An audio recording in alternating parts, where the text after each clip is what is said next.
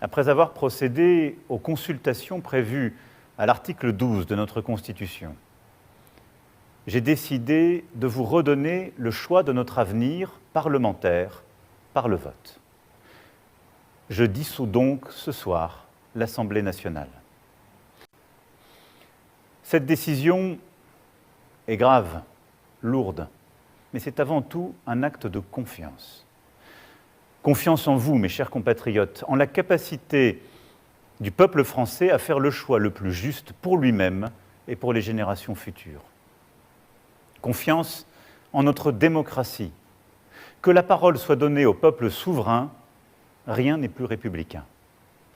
Cela vaut mieux que tous les arrangements, toutes les solutions précaires. C'est un temps de clarification indispensable. Ce n'est pas un bon résultat pour les partis qui défendent l'Europe, dont celui de la majorité présidentielle.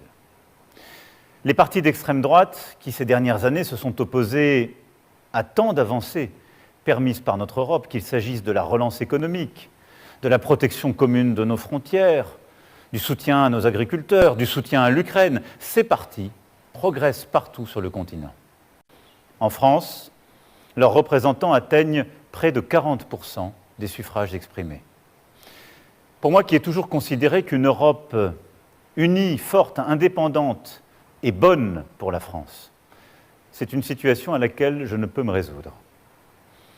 La montée des nationalistes, des démagogues, est un danger pour notre nation, mais aussi pour notre Europe, pour la place de la France en Europe et dans le monde. Je ne saurais donc, à l'issue de cette journée, faire comme si de rien n'était. À cette situation s'ajoute une fièvre qui s'est emparée ces dernières années du débat public et parlementaire dans notre pays. Un désordre qui, je le sais, vous inquiète, parfois vous choque, et auquel je n'entends rien céder.